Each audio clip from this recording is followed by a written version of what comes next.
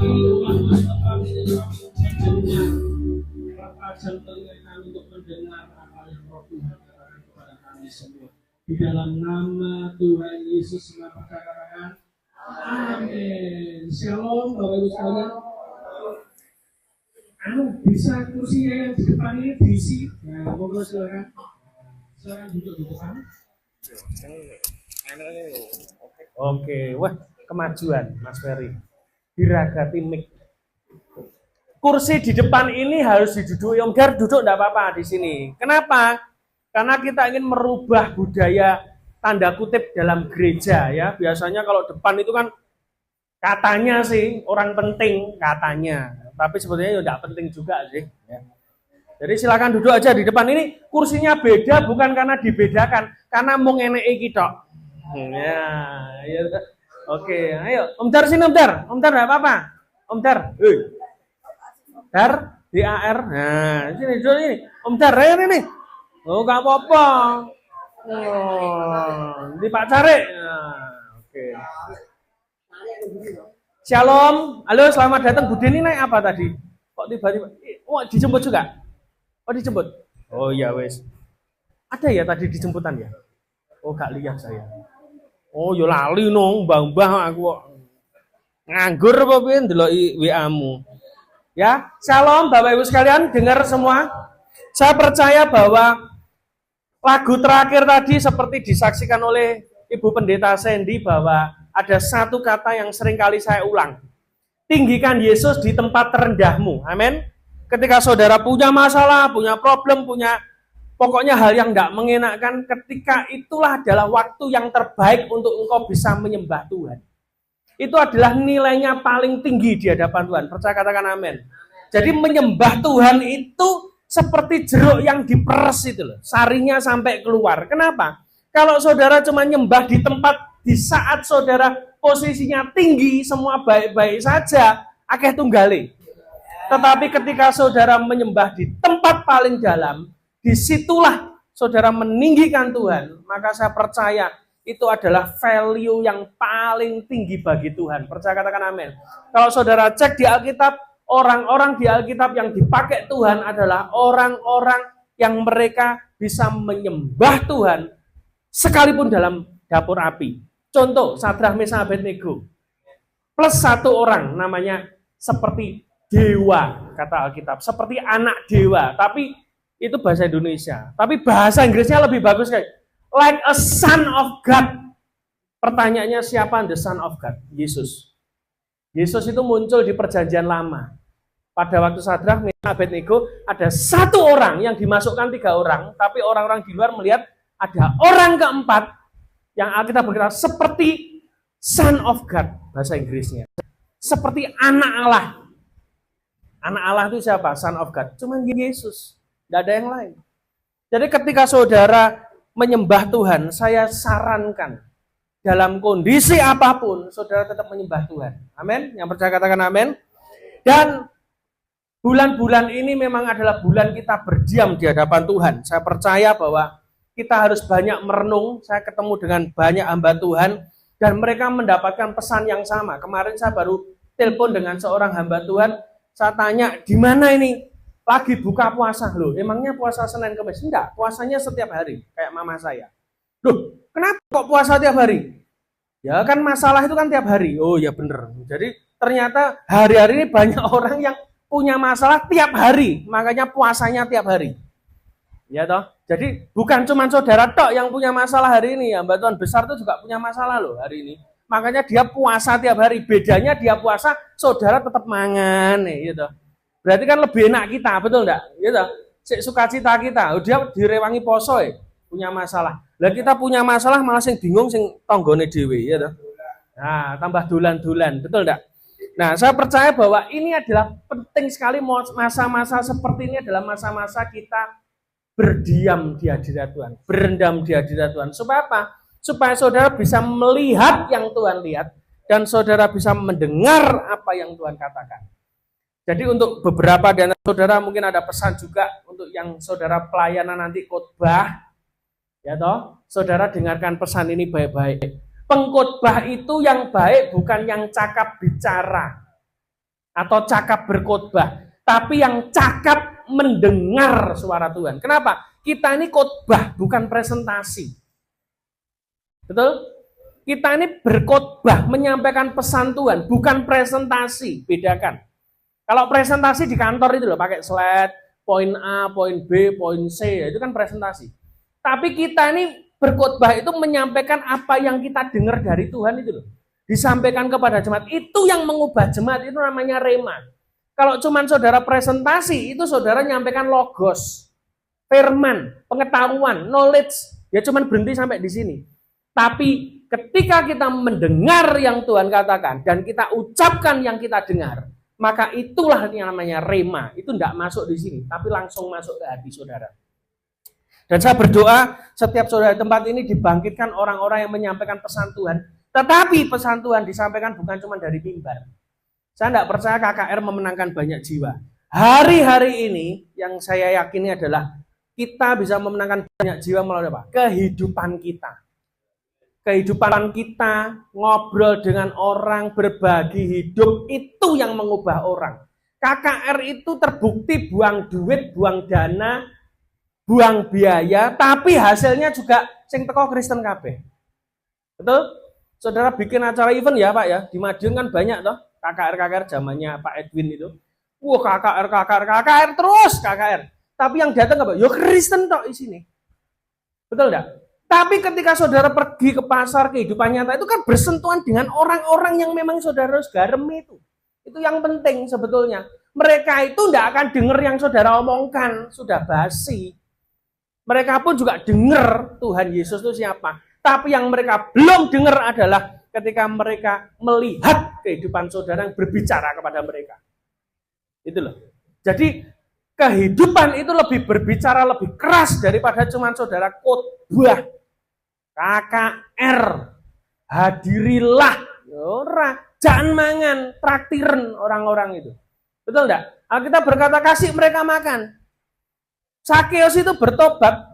Bukan karena dia ikut KKR-nya Yesus di padang bukit, khotbah di bukit. Enggak.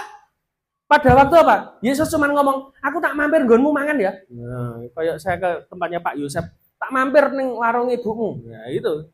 Ya datang makan tok. Tiba-tiba Sakeus bertobat dan bertobatnya enggak main-main. Dia malah mengembalikan semua orang yang pernah dia tagih pajak, dikembalikan 4 kali lipat. Wah, itu pertobatan yang radikal sekali. Itu lahir dari mana? Cuma dijak makan. Artinya apa? Tindakan itu berbicara lebih keras hari-hari ini. Daripada cuma saudara, ayo ke gereja, ayo ibadah, ayo datang KKR. Basi. Dunia itu sudah penuh dengan itu semua. Kalau ngomong firman Tuhan, orang khotbah, buka di TikTok hari ini. Itu berseliweran khotbah-khotbah, petikan khotbah.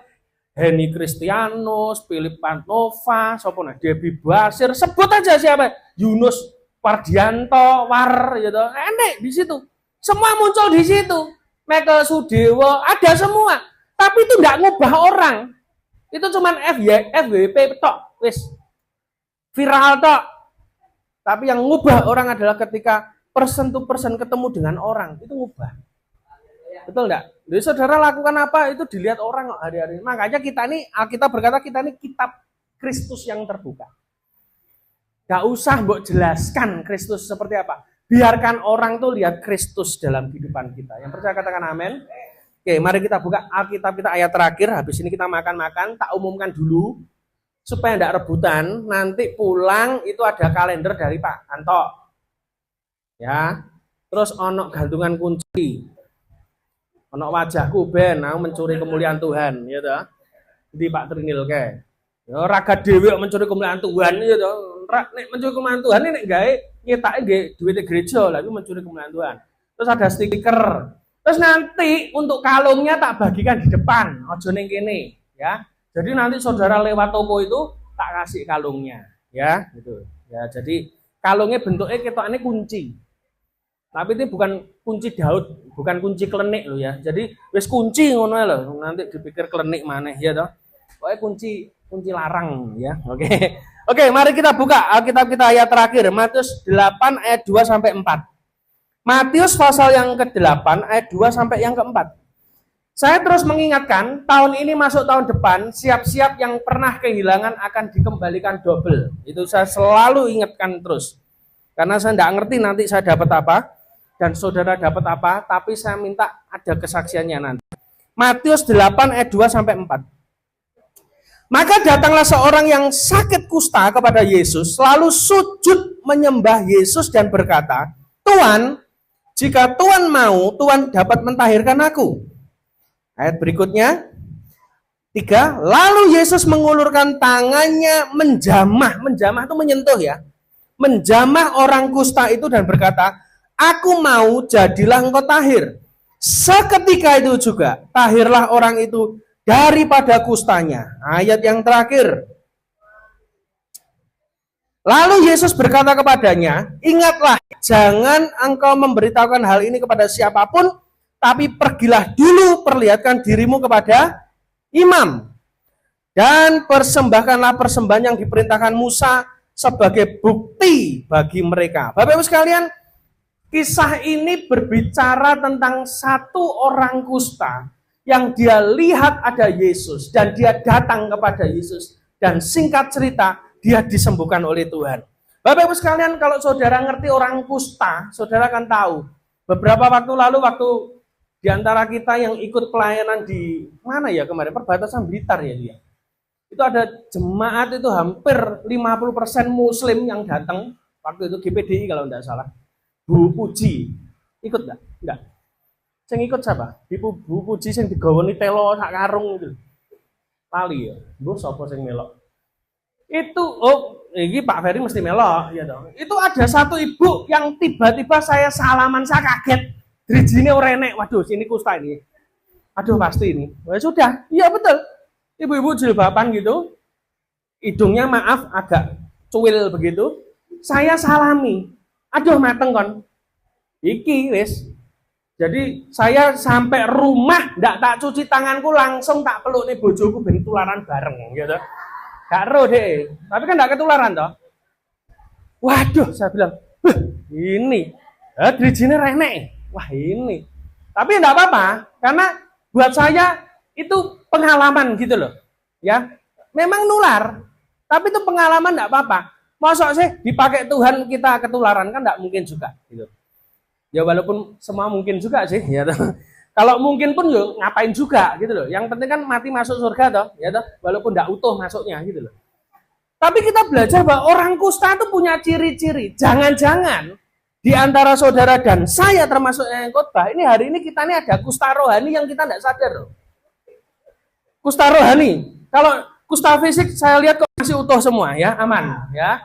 Tapi mungkin ada di antara kita ternyata kusta rohani. Ciri-ciri orang kusta apa? Yang pertama, dia itu mengalami yang namanya mati rasa. Jadi sel-sel dalam tubuhnya karena serangan virus itu tadi, itu menyebabkan dia itu tidak terasa. Tangan protol-protol itu tidak terasa bagi dia. Tiba-tiba mandi, besok jendeknya sudah tidak ada, kentir.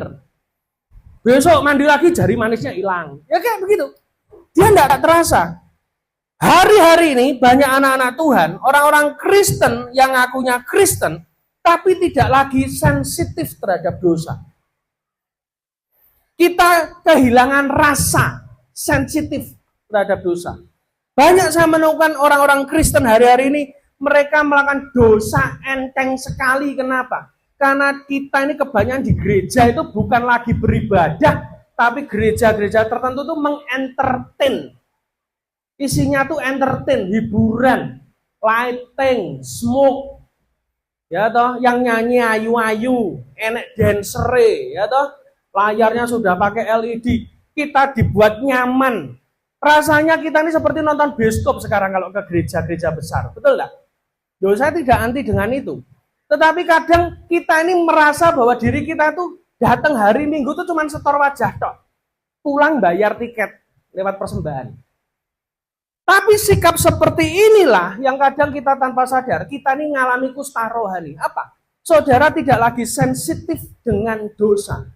Banyak orang Kristen yang hidupnya tahunan, tapi tidak pernah sensitif terhadap dosa, mati rasa terhadap dosa. Kalau dengan dosa saja Anda tidak sensitif, saya yakin kehadiran Tuhan, hadirat Tuhan pun Anda juga tidak akan pernah bisa merasakan. Sebelum kau merasakan kehadiran Tuhan, engkau harus bisa merasakan kondisi hidup saudara dosa atau tidak.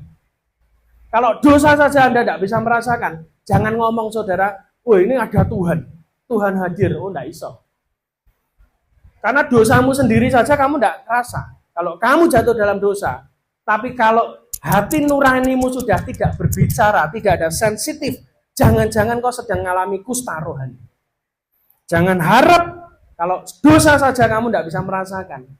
Tidak ada rasa bersalah, guilty, rasa bersalah. Ketika kau jatuh dalam dosa kan biasanya kan kita langsung, aduh, aku jatuh dalam dosa ya, mateng kon. Gitu.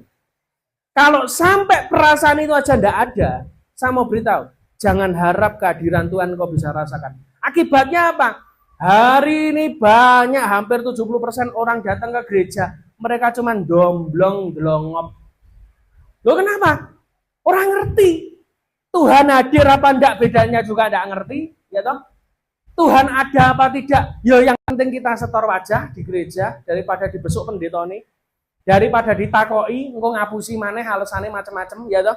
Padahal males gitu loh alasannya. Tapi kan kita kayak begitu, enggak sensitif lagi. Jangan-jangan saudara sudah mati rasa rohani saudara. Yang kedua, ciri orang kusta itu apa, Pak? Virusnya itu memakan dagingnya sendiri. Ini yang saya katakan sebagai kutukan. Apa itu? Banyak orang Kristen yang hari-hari ini apa saja yang dikerjakan tuh rasanya habis terus. Utang modal, bikin bisnis, tidak jadi, bangkrut lagi, habis lagi. Yang kau kerjakan selalu bangkrut, selalu gagal, modalnya habis terus, modalnya katut terus. Kerja apa aja rasanya kurang terus. Saya mau beritahu, engkau sedang mengalami yang namanya kusta rohani. Kenapa? Apa yang kau kerjakan, apa yang kau hasilkan, bukan menghasilkan tapi malah mengurangi dari apa yang kau punya. Hari-hari ini banyak sekali yang seperti itu. Dalam bisnis juga sama. Saudara kerja pagi, siang, sore, malam, tapi saudara seperti orang yang bekerja dan menaruh uang dalam pundi yang berlubang. Sampai di rumah saudara tidak dapat apa-apa. Pengkhotbah 4 ayat 5 mengatakan jelas, orang yang bodoh, orang kusta itu sama, orang yang bodoh melipat tangannya dan memakan dagingnya sendiri. Itu Pengkhotbah 4 ayat 5, saudara nanti baca di rumah. Orang yang bodoh adalah orang yang melipat tangannya dan makan dagingnya sendiri loh. Kok bisa ada makan dagingnya sendiri? Iya, ini orang malas. Selain malas, kemalasan itu akan memakan dagingmu sendiri. Apa saja yang kau kerjakan, kau sudah berusaha. Rasanya aku ini sudah kerja loh, berusaha. Kok gak berkembang terus ya? Kok tambah lama berkatnya tambah habis? Tambah lama malah, bahasa Jawanya apa? Mbok-mbokane katut. Pernah dengar kayak begitu? Kerja apa aja enggak berhasil. Saya mau beritahu, jangan-jangan kau sedang mengalami kusta rohani. Dan kutukan seperti ini saya perhatikan, ada orang-orang yang dalam hidupnya, dia mengalami seperti ini, tapi dia enggak ngerti. Rasanya sudah kerja sih, sudah kerja keras banget, tetapi tetap aja yang didapatkan itu tidak maksimal. Habis terus. Rasanya baru kemarin loh Pak, saya pegang duit, kok sekarang sudah enggak ada di dompet saya. Pernah tahu saudara ngalami itu? Itu jangan-jangan virusnya sedang makan daging saudara sendiri. Apa yang kau hasilkan tidak sepadan dengan apa yang kau kerjakan. Effortmu itu terlalu keras, tapi hasilnya enggak ada. Itu orang yang mengalami kusta rohani. Yang ketiga, bagian tubuhnya terputus tiba-tiba. Bapak Ibu sekalian, kalau saudara pelajari Alkitab, orang yang datang pada Tuhan itu bukan mencari korban, tapi mempersembahkan korban. Dan korban yang dipersembahkan di hadapan Tuhan adalah korban yang tidak cacat dan bercela. Kambing yang dikorbankan untuk persembahan orang-orang Yahudi pada zaman dulu, itu harus kambing yang sempurna, tidak boleh ada cacat.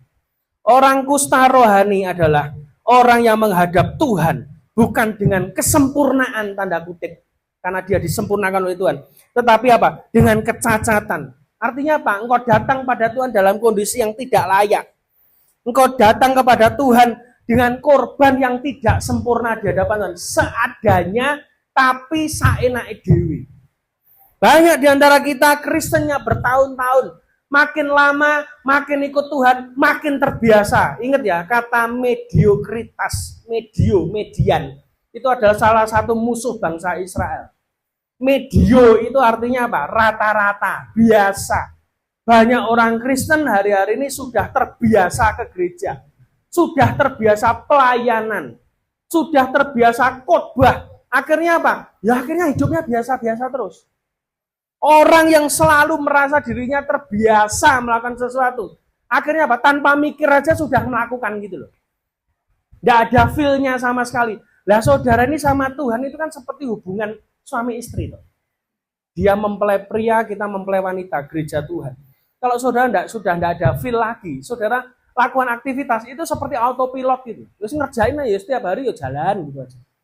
Setiap hari ya bergerak begitu aja. Dikongkon enggak dikongkon, pokoknya aktivitasnya rutin. Akhirnya apa? Banyak gereja hari-hari ini termasuk hamba Tuhan, mereka terjebak pada rutinitas rohani. Aktivitasnya ada, rutinitasnya ada, kegiatannya ada, ibadahnya ada terus. Gerejanya jalan terus, yang melayani ada terus, tapi tidak ada Tuhan di situ buat apa? Saudara cuma sekedar apa? Ya cuma saudara mempersembahkan korban yang cacat toh di hadapan Tuhan, ngapain? Wong renek Tuhan toh. Saudara sedang menghabiskan waktu saudara untuk aktivitas rohani, tapi kok tidak melayani Tuhan, kok melayani aktivitasnya.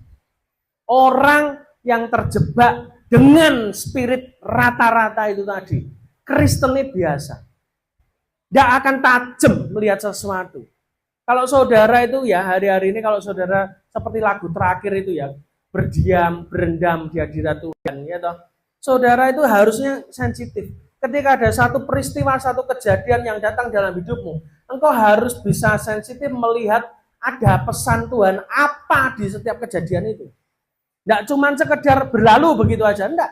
Saya percaya kok, setiap orang, setiap kita yang mengalami masalah, mengalami berkat sekalipun, kalau saudara perhatikan bahwa setiap hal yang datang dalam hidup saudara, itu mesti ada pesan Tuhannya. Tidak mungkin tidak ada. Selalu ada. Jadi kita belajar untuk melihat itu secara matanya Tuhan gitu loh. Kacamatanya Tuhan itu dipakai. Kalau saudara tidak lagi pakai kacamatanya Tuhan, saudara ya jadi Kristen pada umumnya toh. Kayak domba yang digiring ya, domba goblok gitu loh. Oh kanan, kanan. Kegiatan kiri, kiri. Tapi enggak ngerti. Ikut tapi melakukan sih. Fisiknya melakukan. Tapi secara roh, saudara enggak ngerti saudara ngapain ke sana. Terus saudara ngapain di situ juga. Dan Tuhan ngapain di situ.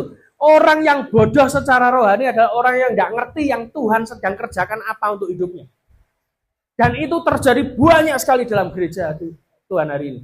Dari pemimpin rohani, dari gembala sidang, dari pelayan Tuhan, tidak ada yang ngerti sama sekali. Tuhan ini lagi ngerjakan apa toh dalam hidupnya. Kenapa? Dia tidak bisa lihat. Jangan sampai kita di tempat ini jadi orang Kristen yang cuma angka ikut. Ikut, berangkat, budal. Ngapain? Ya orang ngerti, pokoknya melok wae. Untuk awal-awal tidak apa-apa. Tapi kalau lama-lama begitu, ya saudara kan lucu toh. Ya mending enggak usah ikut ngapain kok, nyapein badan, betul enggak? Buang waktu gitu loh.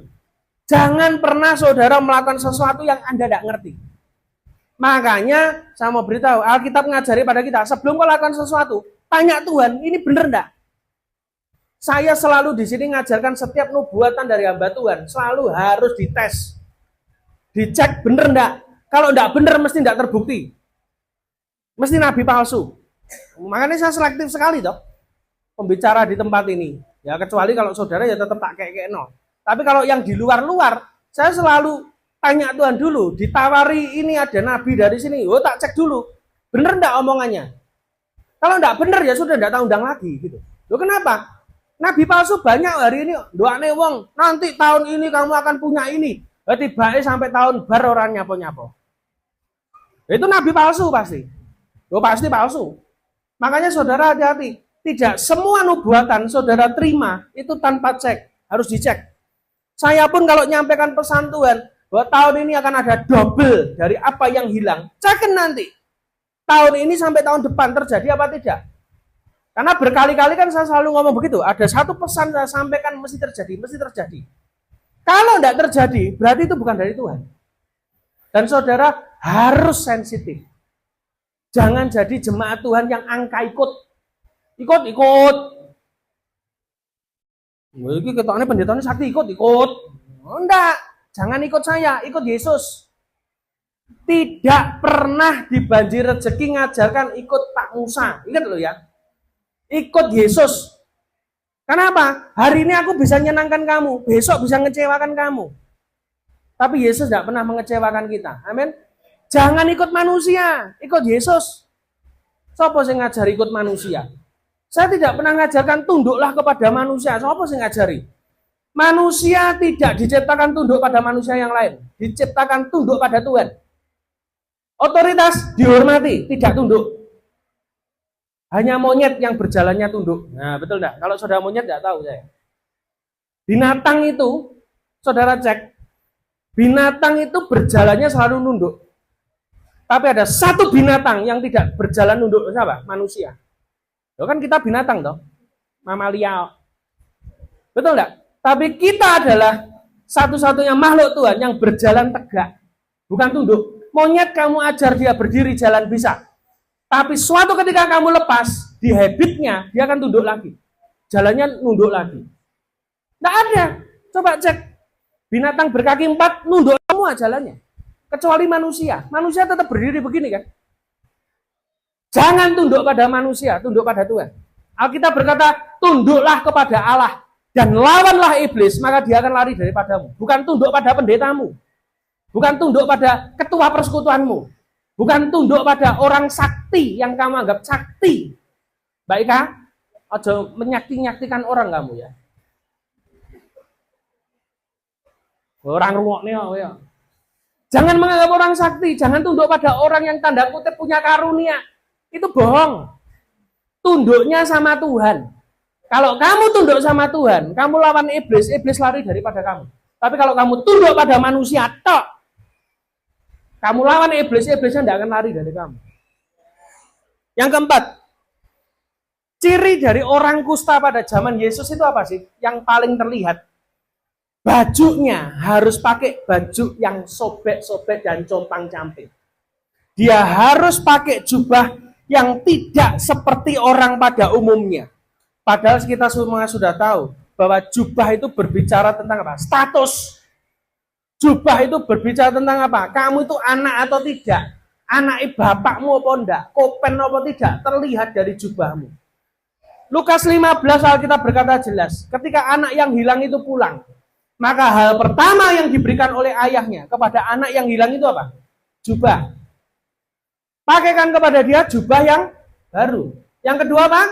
Cincin metreh. Yang ketiga apa? Kasut yang baru. Yang keempat apa? Pesta, lembunya dibeleh. Betul enggak? Bukan wedhus, kecilin. Maca Alkitab, lembu. Wedhus itu kelasnya sapa wedhus? Lembu dong, anak Allah. Ya dong. Kasih tahu kanan kirimu, anak Tuhan berkati lembu, ra wedhus. Wedhus kan, ya dong. Wedhus itu ngumpat kan. Betul enggak? Jadi jubah yang baru. Tapi orang kusta itu pada zaman Yesus, dia itu harus pakai jubah yang jelek, compang-camping kayak gembel itu. Saudara bayangkan, hari-hari jangan-jangan saudara datang pada Tuhan, saudara jubahnya compang-camping. Kelihatannya bagus, kelihatannya oke, tapi di hadapan Tuhan jubahmu compang-camping. Buat apa? Datang pada Tuhan itu dengan ketulusan di hadapan Tuhan. Pakai jubah yang dipakaikan sama Tuhan dalam hidupmu. Salah satu jubah yang paling wajib kita harus punya adalah ketika sudah bertobat, jubah kekudusan. Hanya orang yang kudus, dia bisa melihat Tuhan. Alkitab berkata, orang yang suci hatinya, dia bisa melihat Tuhan. Bagaimana saudara bisa mendengar kalau engkau tidak melihat? Bagaimana engkau melihat Tuhan kalau engkau jubahmu itu jelek, compang-camping. Jubahmu itu bukan jubah yang standarnya surga. Alkitab berkata, ketika Tuhan bikin pesta, dia bagikan undangan kepada orang-orang kaya, orang terkenal, ya toh. tapi tidak ada yang datang. Alasannya macam-macam. Oh, aku baru beli lembu baru. Oh, aku baru nggarap tanah yang baru. Oh, aku ada bisnis yang baru. Tiba-tiba sang raja marah lalu dia suruh utusannya untuk apa? Pergi ke lorong-lorong jalan. Pergi ke jalanan. Undang semua orang, kasih baju satu-satu. Suruh datang pesta. Ingat ya, ketika engkau menolak panggilan Tuhan, maka Tuhan akan panggil orang lain. Ketika kamu nolak, engkau dipakai Tuhan, maka Tuhan pakai orang lain. Itu yang saya takutkan. Jadi jangan pernah menolak ketika engkau akan dipakai Tuhan. Maka Tuhan akan pilih orang lain untuk gantikan kamu. Alkitab berkata apa? Peganglah apa yang ada padamu, agar tidak seorang pun yang merebut mahkotamu, kata firman Tuhan. Mahkotamu bisa beralih. Contoh paling gampang siapa Pak? Esther dan Ratu Wasti. Ketika Raja Ahasiweros ingin bikin pesta, ingin memamerkan Ratu Wasti, kecantikannya kepada semua pembesar di seluruh negeri. Maka yang terjadi adalah Ratu Wasti berkata, aku enggak mau, aku mau bikin pesta sendiri. Tak kasih tahu, orang yang bikin pesta sendiri, jabatanmu hilang. Pesta yang tidak dibikin Tuhan, tapi kamu bikin pesta sendiri, mahkotamu copot. Ratu Wasti, dia bikin pestanya sendiri. Raja Ahasiweros langsung ngomong apa? Menurut titah raja, kalau ratu menolak, maka harus diganti. Dan sejak itu, Ratu Wasti tidak lagi jadi ratu. Hanya gara-gara apa? Bikin pesta sendiri kok. Makanya saya memastikan banjir rezeki ini sampai kapan? Ini tetap pestanya Tuhan atau bukan? Kalau sudah bukan pestanya Tuhan, mending buyar. Kenapa? Saya takut nanti mahkota saya hilang. Ya betul dong? Ya sama. Oktober, November, pestanya Tuhan enggak? Kalau enggak pestanya Tuhan disuruh diem berhenti ya sudah. 20 pelayanan tak copot semua. Lah daripada mahkota saya yang copot. Mending pelayanan saya yang copot. Dan terbukti sampai sekarang undangannya tetap datang terus. Dan enggak copot-copot kan? Waktu kamu relakan apa yang Tuhan mau kau relakan, maka Tuhan kasih kamu lebih. Jangan bikin pesta sendiri. Dan tiba-tiba Esther naik jadi ratu. Orang yang berkenan di hadapan Tuhan. Orang yang memakai jubahnya Tuhan. Ketika pesta tadi, raja memanggil orang di lorong. Ada satu orang yang sudah dikasih jubah pesta tapi nggak dipakai. Betul? Sang raja ngomong apa? Siapa yang suruh kamu masuk? Kok kamu nggak pakai baju? Seret dia keluar. Orang yang kaya diberkati Tuhan, diundang pesta nggak mau datang. Dicoret. Tapi orang yang diundang pesta, dikasih fasilitas, dikasih jubah, tapi nggak dipakai, tetap dicoret juga. Itu yang saya takutkan. Itu adalah gambaran kita orang berdosa. Toh. Kita ini kan orang buangan semua di hadapan Tuhan, betul enggak? Loh, buktinya apa, Pak? Lah kalau saudara dipakai setan ya we jadi Lady Gaga ya toh, terkenal, Michael Jackson. Loh, nyatanya kan kowe gak terkenal toh, duit ya ora gablek ya toh. Akhirnya apa? Ya wis Tuhan yang make saudara ini wis saeneke wis tak gawe ini gak apa-apa. Loh, saya merasa kayak begitu kok. Loh, betul enggak? Loh, setan itu kalau make orang itu milih loh, sorry loh. Tetap golek sing ayu sing ganteng. Betul enggak? Artis-artis Amerika yang penyembah setan itu, Illuminati yang tangannya begini itu, kalau konser, sing terkenal, duitnya sudah billion, ya toh, billion dolar, ya toh. Itu penyembah setan semua, soge, nyanyinya apik, konsernya ning stadion, lah saudara ning lapangannya renek sing rungokne. Apa ndak Tuhan itu cinta kita? Coba, ayo, model-model kayak ngene iki lho, Tuhan sik kerso sama kita, bener enggak? Makanya kalau ada pelayanan itu anugerah diambil. Kenapa? Tidak semua orang loh dapat pelayanan. Dan pelayanan terbesar itu bukan di mimbar, di tempat kerja, di rumah, di tetangga. Itu loh pelayanan sebenarnya. Bukan yang kayak ngoceh-ngoceh begini, ngoceh-ngoceh ini percuma. Kenapa? Tidak ada poinnya sama sekali. Karena Tuhan itu tidak pernah menilai saudara khotbah atau enggak. Kenapa? Tuhan itu menilai buahmu itu loh di hadapan orang-orang. Kalau saudara berbuah, ya itu poinnya. Amin. Yang kelima, ciri orang kusta itu apa? Dia itu harus berteriak najis-najis. Ketika dia ketemu orang, dia harus teriak najis supaya apa? Supaya orang tahu bahwa dia itu kusta, dan supaya orang tidak mendekat kepada dia dan tidak ketularan. Bayangkan, orang kusta pada zaman dulu mengutuki dirinya sendiri. Jangan-jangan ada di antara saudara yang sama. Kita kalau sudah sumpek itu mengutuki diri, mending aku mati ya. Pernah toh? Punya masalah berat terus mati ya Pak Nil ya. Koyok masalahnya lagi pisan ya toh. Terus pirang atus tahun ya masalah podo terus ya toh. Tapi gayanya kena pisannya wis koyok mati-mati itu. Kita akhirnya mengutuki diri sendiri toh. Itu orang kusta rohani itu. Jangan sampai saudara jadi orang yang kusta rohani. Hidup saudara penuh dengan kutuk. Mungkin ada di antara saudara yang hadir di tempat ini, saudara pernah dikutuki orang tua saudara. Dikutuki orang-orang di atas saudara. Ingat ya, kutuk yang tanpa alasan tidak akan mempan. Saya pernah dikutuki pendeta, Bu Deni. Anak iblis, rene alasan, tetap anak Tuhan, no. Ya toh? Betul enggak? Kutuk yang tanpa alasan, selama posisi kamu benar, balik pasti, enggak mungkin enggak. Itu sudah hukumnya. Maka dari itu pastikan hidup kita benar di hadapan Tuhan. Kalau saudara hidupnya benar di hadapan Tuhan, orang ngutuki kamu kayak apapun enggak akan mempan. Alkitab berkata apa? Kutuk itu tidak akan mempan pada keturunan Yakub.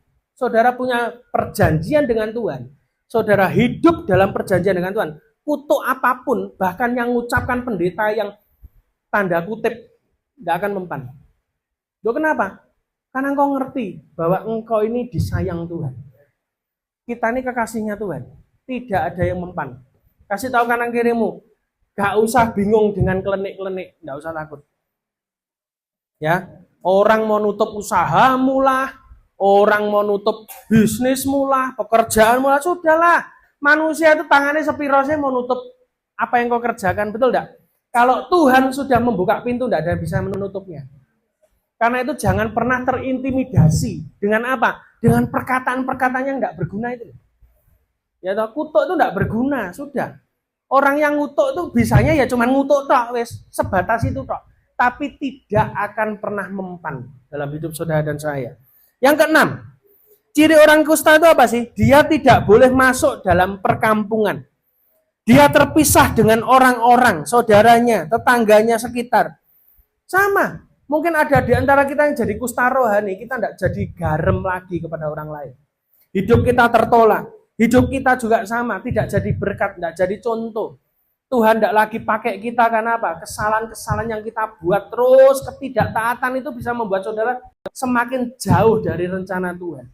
Orang kusta ini punya ciri yang keenam ada, dia tidak boleh masuk di perkampungan. Karena itu pada waktu kisah ini terjadi, orang ini nekat ketemu Yesus. Biasanya kalau saudara lihat 10 orang kusta, Yesus yang datangi mereka. Kenapa? Mereka berteriak dari jauh. Yesus anak Daud kasihanilah kami, 10 orang kusta. Kenapa? Tidak boleh dekat. Tapi orang kusta yang satu ini nekat. Begitu ada Yesus di situ, dia lari ke situ. Ini orang nekat ini.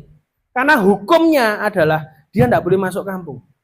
Tapi saudara baca ayat yang ketiga tadi. Yang terjadi adalah orang kusta ini pertama dia sadar keadaannya. Kalau saudara hari ini ingin kustamu disembuhkan Tuhan, sadari keadaanmu. Yang kedua, dia memberanikan diri datang pada Tuhan. Jangan ada seorang pun yang menghalangi saudara untuk datang sama Tuhan. Engkau boleh tidak bisa datang sama presiden. Engkau boleh tidak bisa datang ketemu sama bupati atau pejabat. Tapi tidak ada seorang pun yang bisa menghalangi kamu datang sama Tuhan. Karena itu saya mengatakan ketemu pendeta besar itu lebih susah daripada ketemu Tuhan. Makanya orang saya ketemu pendeta gede. Betul enggak? Ada ring 1, ring 2, ring 3, ring jantung. Pasang ring gitu. Oh iya, saya pernah pendeta gede. Karena saya dulu kerjanya di gereja gede. Di Surabaya, enggak usah tak sebutkan, saya tahu toh. Gereja terbesar se-Asia Tenggara. Itu kalau nemoni pendeta ini ya angel. Ring 1, ring 2, ring 3, ring jantung. Oh susah, enggak sembarangan memang. Gitu. Wong saya pernah nubuatnya pendeta gede barang di Surabaya itu setengah mati kok. Nek gak karena Tuhan enggak akan ketemu orang itu di lift eskalator. Tak bengoki pendetanya lagi di mandek. Loh kenapa? Ketemu waktu ibadah, orang iso.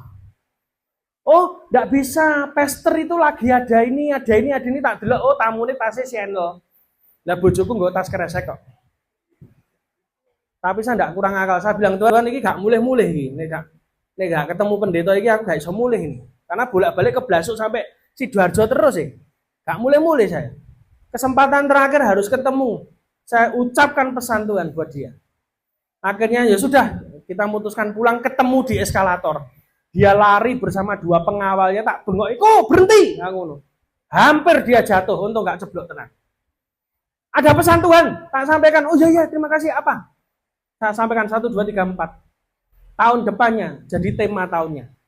Tema tahunan bagi gereja itu. Ya sudah, saya pulang. Sampai sekarang juga petuk, aku mau metuki ngono kuwi. Angel soalnya ketemu ngono kuwi. Mending ketemu Tuhan lho, enak. Makanya gak usah golek pendeta ya. Mbak ya. Ojo golek pendeta. Golek Tuhan, lebih gampang. Ya, Bu Deni ya. Cari Tuhan itu lebih enak. Yesus langsung teko. Coba saudara golek pendeta, nilpun kono, nilpun kene, janjian jam ngene, bleset sithik ora petuk, mumet kok. Lho tenan. Masalahmu rong bar wis mumet, metuki pendeta luwih mumet sisan. Ya mending metuki Tuhan toh. Masalah beres kok. Makanya di banjir rezeki tak ajari jangan ngejar pendeta. Pendeta sakti ora enek. Padha mangan segone, metune ya padha bentuke. Gitu.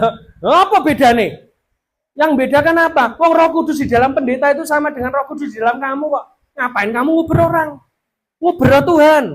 Yang ketiga, apa yang kita pelajari dari orang kusta ini? Sikap hatinya itu loh, menyembah Tuhan.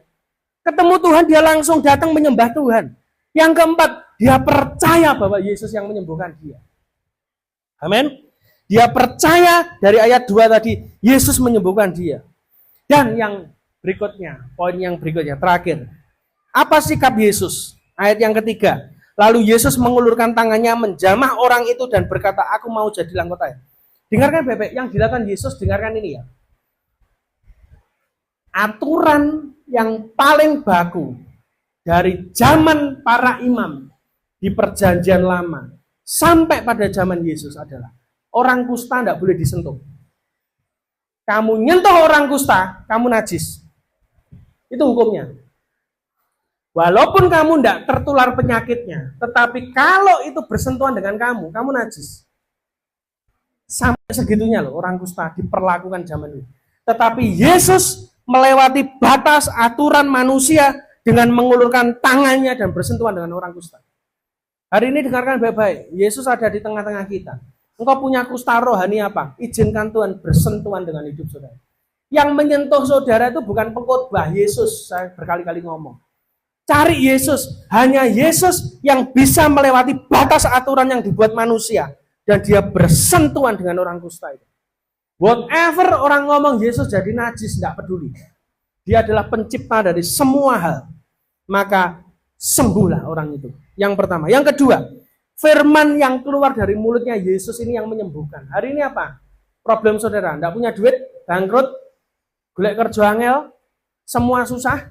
Saya mau beritahu, firman yang keluar dari mulut Allah inilah yang menyembuhkan orang kusta ini. Alkitab berkata, "Pak, aku mau engkau jadi tahir." Yesus ngomong. Yang ketiga, dan mujizat itu terjadi seketika ketika engkau percaya pada Tuhan. Tuhan sanggup mengubah keadaan seketika. Tidak nunggu besok mungkin. Tidak nunggu minggu depan. Kadang Tuhan akan buat kita nunggu. Supaya kita ini benar-benar percaya sama Tuhan, tertanam atau tidak. Tetapi mujizat Tuhan itu selalu datang seketika dalam hidup saudara. Berkali-kali saya mengalami mujizat seketika. Tiba-tiba begitu aja. Tiba-tiba kok dapat ya. Tiba-tiba kok dapat berkat ini ya. Tiba-tiba. Batin dapat. Sama. Kenapa? Karena dia percaya sama Tuhan. Yang keempat. Dengarkan ini baik-baik yang penting. Kalau hari ini hidupmu penuh dengan kusta rohani, maka datanglah kepada penciptamu. Datang sama Tuhan, bukan datang pada manusia. Saya selalu menyarankan jangan cari saya, cari Tuhan. Doa dewe, itu saya berkali-kali ngomong. Sudahlah, saudara cari manusia minta didoakan, nek gak didoakne ora greng katanya. Grengnya apa ya? Apa? Ning arane apa? Oh gak apa? Gak mantep gitu loh. Rasanya nek gung didemek pendeta gung piye gitu loh. Ora usah lah, ngapain cari pendeta? Cari Tuhan. Suatu ketika ada cerita begini. Halo Bu Tipa. Weh, tepuk tangan buat Bu Tipa. Wah. Umas. Iki umas. Umbah-umbah maksudnya. Nah, Bapak Ibu sekalian, ada satu cerita bagus sekali. Suatu ketika ada seorang pemuda, dia beli mobil baru. Lalu dia mengendarai di sebuah jalan begitu. Tiba-tiba mobil yang dikendarai itu mogok. Waduh, dia panik bersama dengan istrinya. Ini sudah di tengah jalan yang sudah jarang mobil lewat. Tiba-tiba mobilnya mogok, dia panik. Wah, dia mencoba memperbaiki alat seadanya juga tidak bisa. Lalu tiba-tiba datanglah seorang engkong tua. Naik mobil biasa begitu, ya, mobil biasa yang lebih jelek tentunya, karena bukan mobil baru. Tiba-tiba menghampiri kedua pasangan ini tadi. Lalu dia tanya, apa yang terjadi pada mobilmu? Tidak tahu, aku baru beli. Mobilku mogok. Oh ya? Bisa enggak aku memperbaiki? Kedua pasangan ini saling menatap satu dengan yang lain. Ngomong apa? Iso ta wong tuwek iki, ya toh? Gak meyakinkan belas. Ya, wajahnya enggak meyakinkan belas. Apa yo iso memperbaiki mobil ini? Tapi ya sudahlah, karena enggak ada pertolongan toh, yang ada cuma orang tua ini. Lalu orang tua ini membuka kap mobil dari pemuda ini. Cuman sekitar 5 menit, 10 menit. Orang tua ini memberi aba-aba kepada pemuda ini. Coba kamu nyalakan kuncinya. Di starter bisa. Kaget dia. Wah, seneng sekali. Wah, lega. Pasangan ini lega. Lalu pasangan ini bertanya, kamu tuh siapa Pak Tua? Apakah kamu punya bengkel? Oh enggak, saya enggak punya bengkel. Tapi saya adalah pencipta mobil ini. Namanya adalah Kichiro Toyoda yang punya Toyota. Ngerti? Dari sini saya belajar satu hal. Kalau hidupmu rusak, datang sama penciptamu. Jangan sama orang lain. Pendeta tidak bisa tolong kamu. Hamba Tuhan tidak bisa tolong kamu. Orang sakti tidak bisa tolong kamu. Tuhan bisa tolong kamu. Datang pada orang yang menciptakan hidupmu. Itu mesti beres. Tidak karu-karuan nanti kalau kamu datang sama orang disuruh ini, syaratnya gitu. Saudara pergi ke dukun coba. Nanti ngambil makan buah ini ya. Nanti ditaruh di rumah ya. Syaratnya, pokean syarat malah amburadul, betul enggak? Sama. Kalau saudara mobilmu rusak, bawa ke bengkel. Orang yang ngerti, dia pasti bisa. Tapi kalau orang yang asal ngerti, wah, sing rusak mesinnya iso sak ban-bane rusak sisan. Tambah rusak, betul enggak? Itu kan gambaran kita orang Kristen. Kadang kita ini datang pada orang yang salah, akhirnya hidup saudara bubrah. Karena itu saya sarankan ketika saudara punya masalah, datang pertama kali sama orang yang menciptakan hidup saudara, yaitu Tuhan. Jangan datang ke tempat yang lain. Mungkin pertolongan Tuhan, mosok iso saya mau ngiki nolong, tiba-tiba Tuhan kirim orang untuk nolong kita. Jangan underestimate dulu. Orang semacam itu malah dipakai Tuhan untuk bisa nolong kamu. Saya berkali-kali malah ditolong dengan orang yang kelihatannya tidak meyakinkan. Tapi dia jadi penolong. Menyelesaikan semua masalah dalam hidup saya. Orang yang under expectation, gitu. Wah, ini apa yo iso gitu. Nyatanya bisa. Belajar untuk saudara percaya sama Tuhan. Terus yang terakhir. Ayat yang keempat. Lalu Yesus itu sudah sembuhkan orang ini, lalu dia bilang apa? Beritahukan kepada siapa? Imam. Aturan baku untuk orang yang sudah disembuhkan dari kusta, maka yang menyatakan dia sembuh adalah para imam. Karena itu Yesus menyarankan kepada orang ini, datang kepada imam. Tunjukkan dirimu kepada imam. Supaya apa? Supaya kamu dideklar bahwa kamu sudah sembuh. Ingat ya, kadang manusia itu butuh pengakuan. Ya kita enggak bisa ngomong sih. Manusia itu lihat mata, ya toh. Orang kaya sama orang miskin itu perlakuannya beda kan. Betul enggak?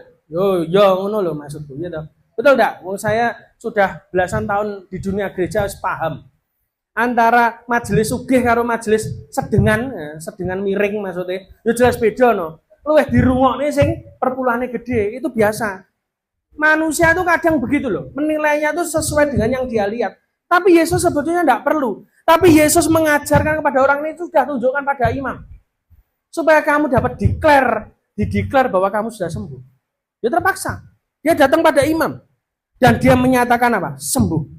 Tetapi Alkitab berkata yang ajaib adalah, ini kalau saya pikir-pikir Yesus kayak pendeta zaman sekarang ya. Sakit, didoakan, sembuh, jolali persembahan. Nah, ini enak tulisannya. Berarti selama ini pendeta bener, Pak. Di ayat ini ya tak pembenaran, ngono loh maksudku. Perlihatkan dirimu pada imam dan persembahkan persembahan loh, ya toh. Betul enggak? Didoakan mari, ya gini persembahan oh. 10%, ya toh Pak Nil. Mari yo kowe tak doane mari lho Pak Nil.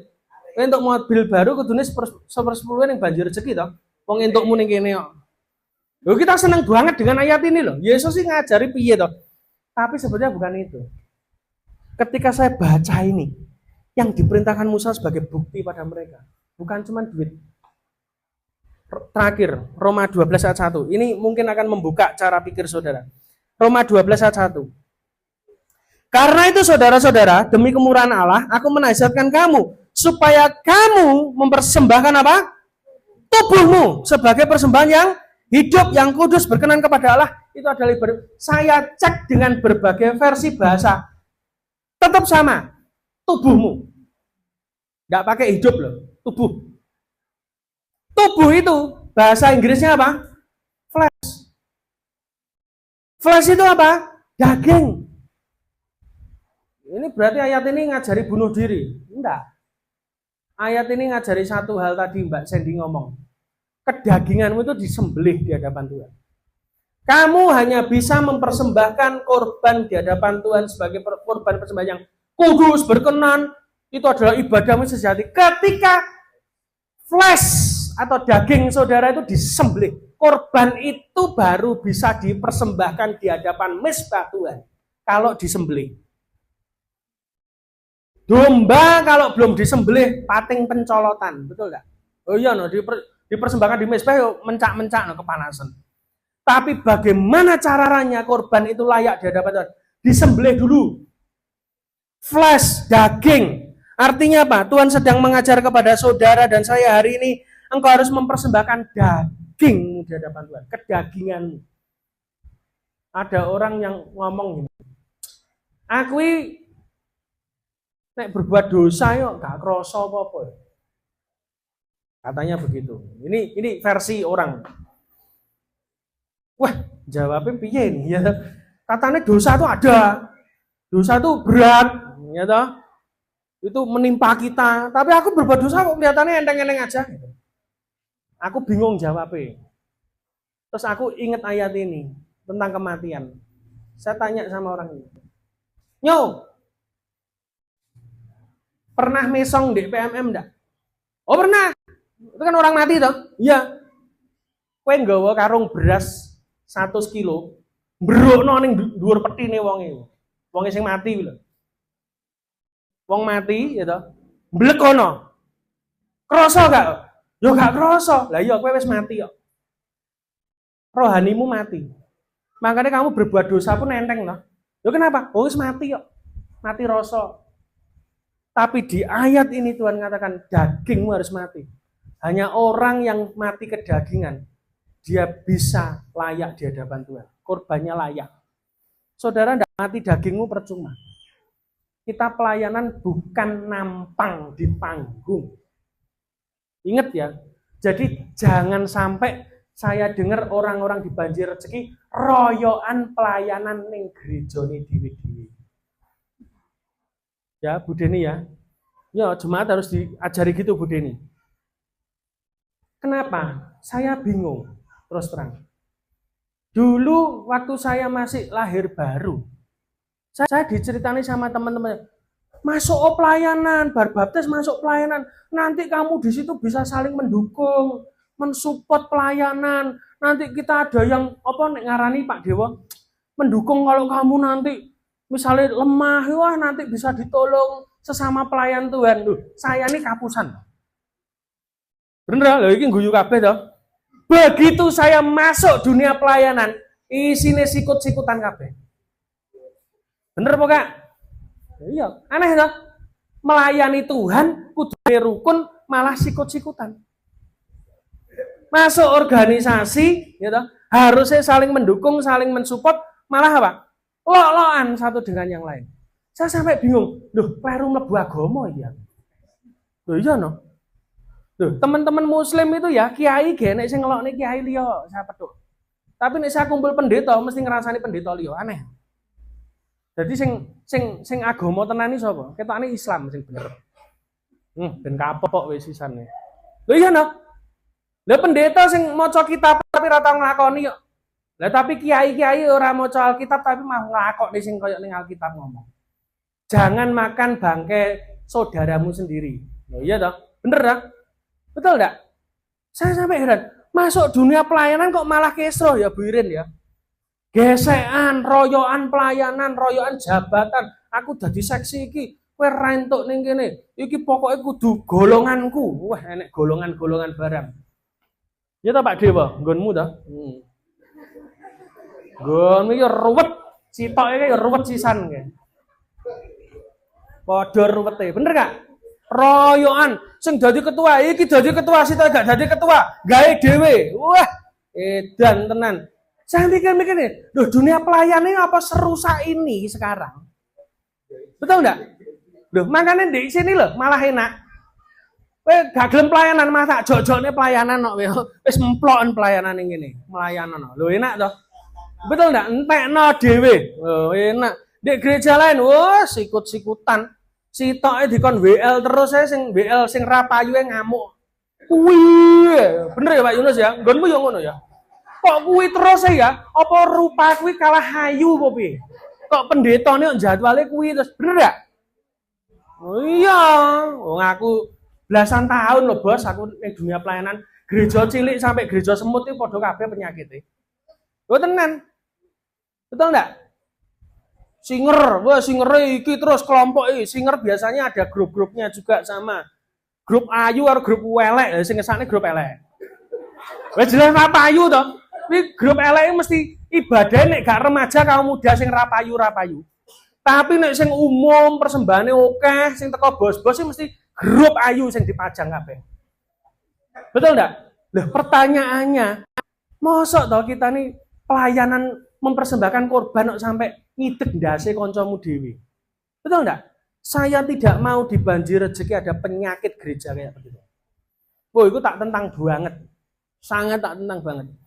Nek kowe pelayanan, kamu tuh memberi hidup. Kamu datang pada Tuhan, melayani Tuhan, kamu tuh mempersembahkan korban. Ojo golek korban. Ngerti golek korban? Golek mangsa. Ki ndi? Sapa sing duwe masalah tak duakne mari. Engko nek mari mesti tergantung aku. Tergantung aku mesti ngekek duit aku terus. Nyumbang aku terus. Sorry ya. Nek pelayananmu koyo ngono kleru. Ya kleru. Saya ngomong terus terang kleru. Gak wani misuh aku soalnya direkam. Ya kudune yo misuh. Loh, Alkitab padahal yo ngomong. Alkitab itu Tuhan ngomong sendiri. Pada waktu orang Israel itu serakah. Kepengin mangan, langsung Tuhan ngomong apa? Orang bajingan. Enek ning Alkitabmu tak duduhi. Bajingan, bener gak? Aku ora ngomong lho, iki Tuhan lho ya. Aku mek nerokne Tuhan. Nah orang yang rebutan pelayanan ya wong bajingan tok. Loh kenapa? Enggak puas kok. Betul enggak? Makanya banjir rezeki tidak boleh kita ikut-ikutan kayak begitu. Sing waras aja ngalah. Betul enggak? Dunia ini sudah tes. Cek. Mungkin nih. Tes. Cek. Nek digodo setan ini mah tak suwekne sisan. Ya toh? Jadi kita belajar bahwa kita ini jangan kena raginya orang dunia enggak. Kita kembalikan dunia pelayanan sesuai dengan firman Tuhan. Hendaklah kamu saling mengasihi, saling memberi hormat. Jangan rebutan pelayanan di gereja, enggak ada. Ya, Jadi belajar mulai hari ini kita sama-sama mempersembahkan kurban di hadapan Tuhan. Amin. Mari kita tutup Alkitab kita berdoa.